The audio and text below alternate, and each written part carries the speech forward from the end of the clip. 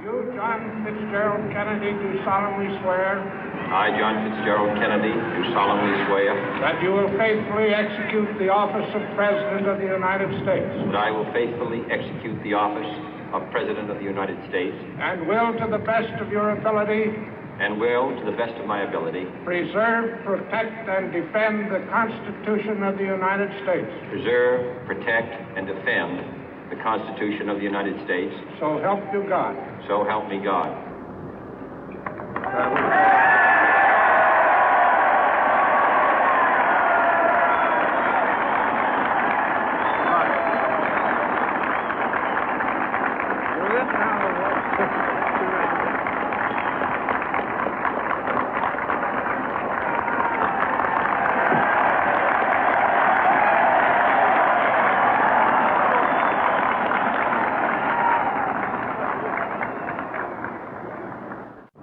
Vice President Johnson, Mr. Speaker, Mr. Chief Justice, President Eisenhower, Vice President Nixon, President Truman, Reverend clergy, fellow citizens. We observe today not a victory of party, but a celebration of freedom, symbolizing an end as well as a beginning, signifying renewal as well as change. For I have sworn before you and Almighty God the same solemn oath our forebears prescribed nearly a century and 3/4 ago. The world is very different now, for man holds in his mortal hands the power to abolish all forms of human poverty and all forms of human life.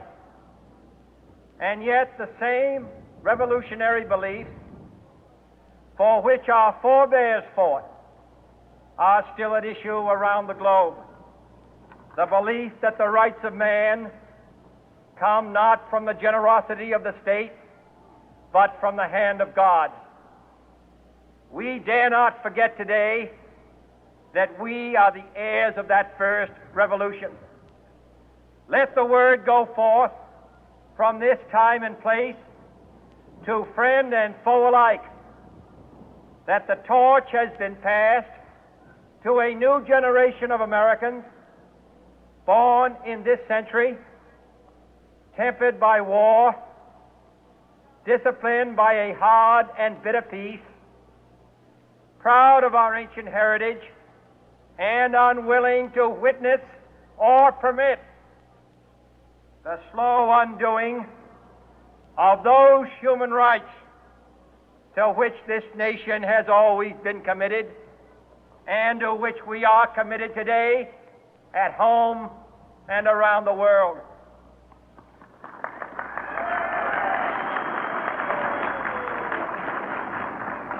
Let every nation know, whether it wishes us well or ill, that we shall pay any price, bear any burden, meet any hardship, support any friend, oppose any foe to assure the survival and the success of liberty.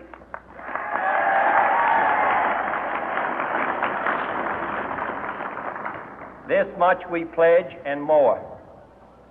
To those old allies whose cultural and spiritual origins we share, we pledge the loyalty of faithful friends.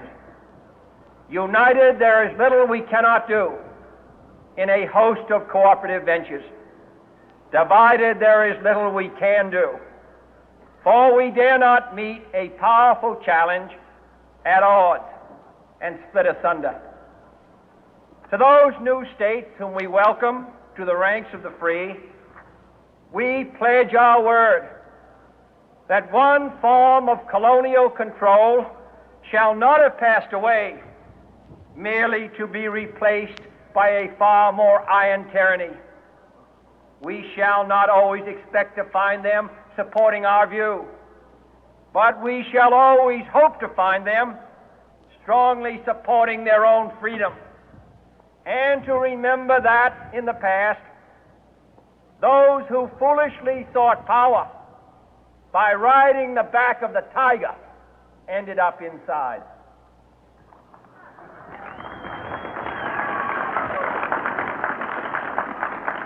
To those people in the huts and villages of half the globe struggling to break the bonds of mass misery, we pledge our best efforts to help them help themselves for whatever period is required, not because the communists may be doing it, not because we seek their votes, but because it is right.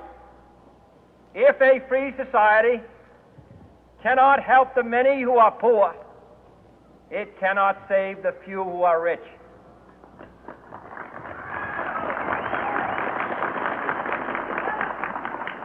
To our sister republics south of our border, we offer a special pledge to convert our good words into good deeds, in a new alliance for progress, to assist free men and free governments in casting off the chains of poverty. But this peaceful revolution of hope cannot become the prey of hostile powers. Let all our neighbors know that we shall join with them to oppose aggression or subversion anywhere in the Americas. And let every other power know that this hemisphere intends to remain the master of its own house.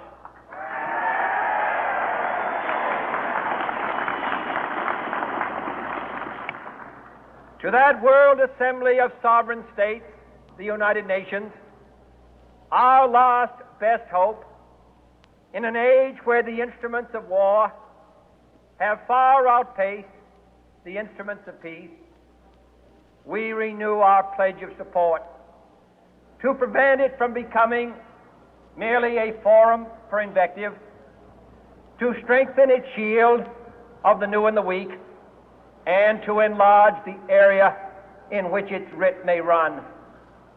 Finally, to those nations who would make themselves our adversary, we offer not a pledge, but a request that both sides begin anew the quest for peace.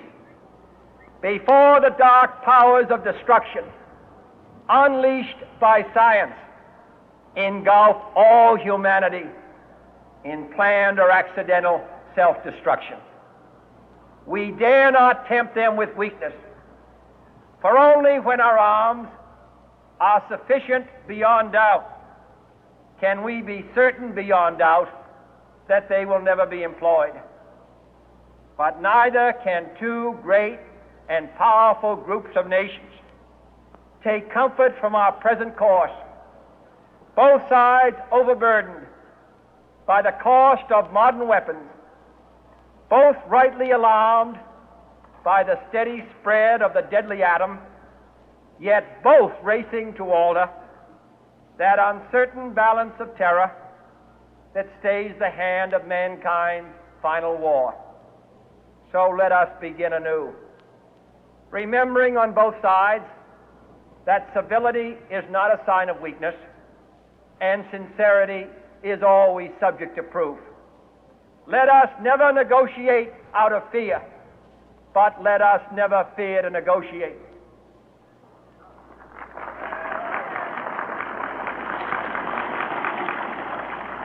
Let both sides explore what problems unite us, instead of belaboring those problems which divide us. Let both sides, for the first time, formulate serious and precise proposals for the inspection and control of arms, and bring the absolute power to destroy other nations under the absolute control of all nations.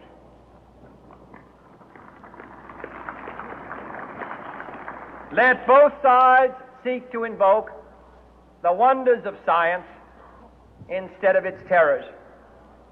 Together, let us explore the stars, conquer the deserts, eradicate disease, tap the ocean depth, and encourage the arts and commerce.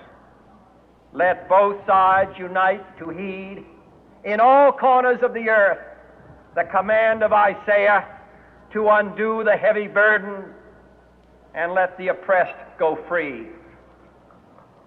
And if a beachhead of cooperation may push back the jungle of suspicion, let both sides join in creating a new endeavor, not a new balance of power, but a new world of law, where the strong are just and the weak secure and the peace preserved. All this will not be finished in the first 100 days, nor will it be finished in the first 1,000 days, nor in the life of this administration, nor even perhaps in our lifetime on this planet. But let us begin.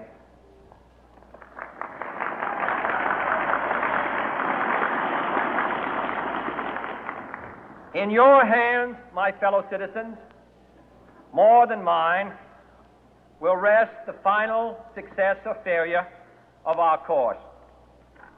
Since this country was founded, each generation of Americans has been summoned to give testimony to its national loyalty. The graves of young Americans who answered the call to service surround the globe. Now the trumpet summons us again, not as a call to bear arms, though arms we need, not as a call to battle, though in battle we are, but a call to bear the burden of a long twilight struggle, year in and year out, rejoicing in hope, patient in tribulation, a struggle against the common enemies of man, tyranny, poverty, disease, and war itself. Can we forge against these enemies a grand and global alliance, north and south, east and west, that can assure a more fruitful life for all mankind? Will you join in that historic effort?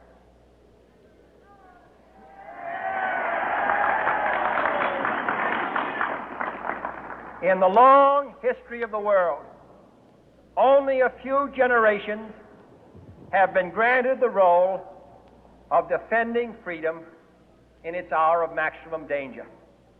I do not shrink from this responsibility. I welcome it.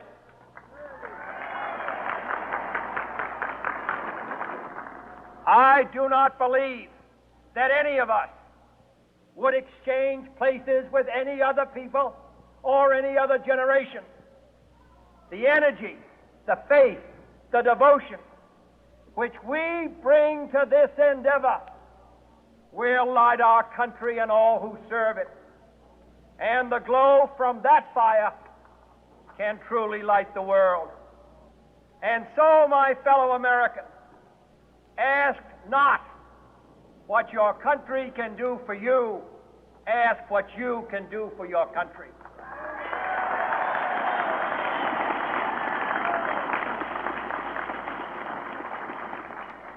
My fellow citizens of the world, ask not what America will do for you, but what together we can do for the freedom of man.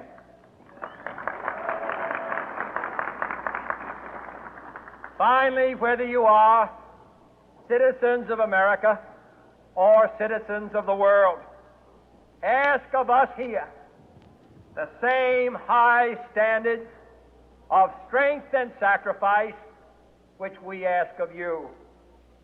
With a good conscience, our only sure reward, with history the final judge of our deeds, let us go forth to lead the land we love, asking His blessing and His help, but knowing that here on earth God's work must truly be our own.